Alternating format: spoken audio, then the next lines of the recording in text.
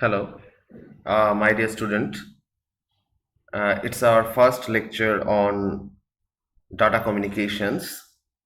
This is a very important and primitive course of Masters of Telecommunication Engineering.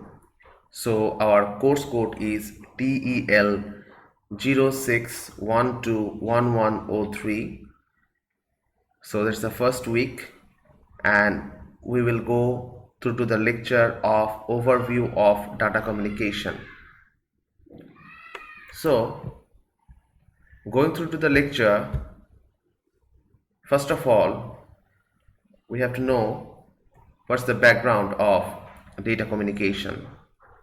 So, the term telecommunication means communication at a distance. So, which is communication?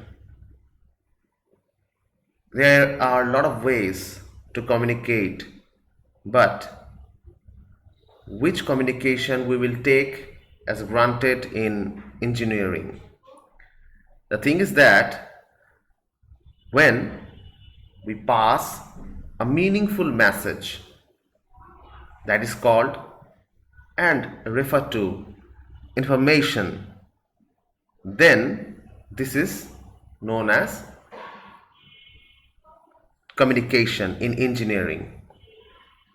So there's a very basic thing. There is a transmitter section, receiver section, and there is a channel in between that will make sure that your desired message or information is sent. Now, the word data refers to information presented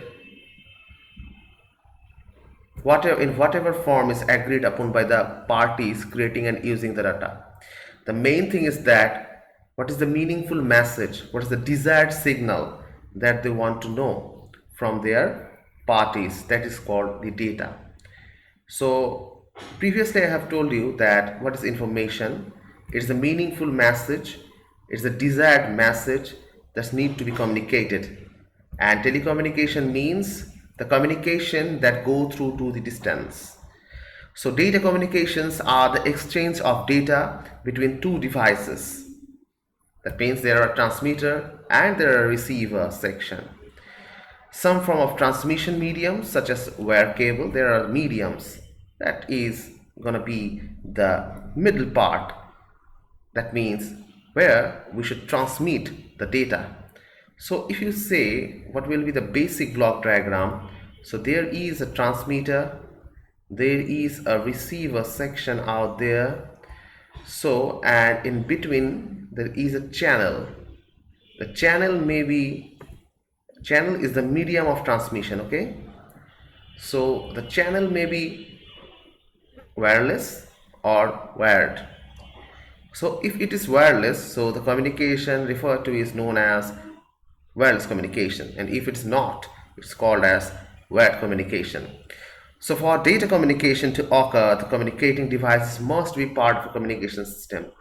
There might be a thing of finding the electromagnetic waves that go through to it, so that it will be wireless if you use the antenna, receiver antenna, and the transmitting antenna.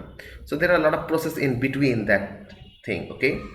So the thing is that whether you process the data, that is the basic issue of this course, that how you could process it, how you could transmit it, how you could receive it and process, and then get back to the message clearly to the sender section. So for data communications to occur, the communicating devices must be part of a communication system made up of a combination of hardware, physical equipment, and softwares. So what are the characteristics of data communication? That's very important to know the characteristics of data communication. It is the effectiveness of data communication system depends on four fundamental characteristics. So whatever else we go through to the overview of this course, the thing is that we have to maintain the four fundamental characteristics. You have to remember as datage. That means D for delivery, A for accuracy, T for timeliness, and J for jitter. So in case of remembering this thing, if anyone can say that how you could remember this, the characteristics, that's the D for delivery, A for accuracy, TI for the timeliness, and J for the jitter. So that is the symbolizing the thing that you can memorize the thing, that the four fundamental characteristics, that's delivery, accuracy, timeliness, and jitter. So, what is the delivery? The system must deliver data to the correct destination. So, when anybody transmits some sort of information, there is a particular destination that whether they could give the service. As you know, if a cable service provider, or you can say mobile service provider, they want to provide something, they want to provide the internet, they want to provide the audio calls, video calls. So there are some destinations that they want to deliver the data. So by this destination they put up a lot of antennas, a lot of BTSs, transceiver stations all around, and go through to the delivery section. So data must be received by the intended device or user, and only by that device or user. So first of all, you have to deliver the data, then go through the accuracy. What's the accuracy? The system must deliver data accurately. So it's a very major thing. Data that have been altered in transmission and left uncorrected are unusable. So if the data doesn't suitably transfer, and it's not recognizable by the sender section, that is gonna be not usable, that is unusable. Okay, let's go to the next part, that's the other two. What are the timeliness and the jitter does? Okay, now first of all, if you want to remember what is timeliness, that means the data that you are sending, that should be on time. Okay, whenever we go to the office, we always keep ourselves on time, that our boss is always recognized, that the employee is on time on the office and is going the right time that the office closes.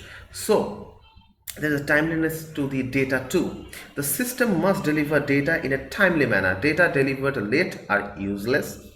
In the case of video and audio, timely delivery means delivering data as they are produced in the same order that they produced and without significant delay.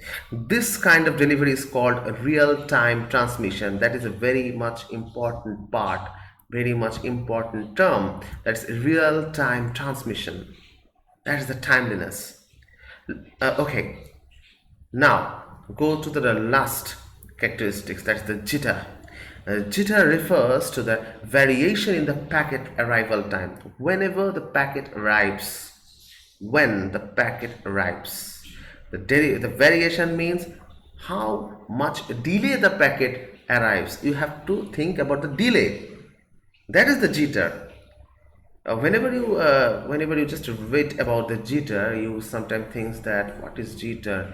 I didn't know the word, but the thing is that it means the delay, the deviation of the packet arrival. It is the uneven delay in the delivery of audio and video packets.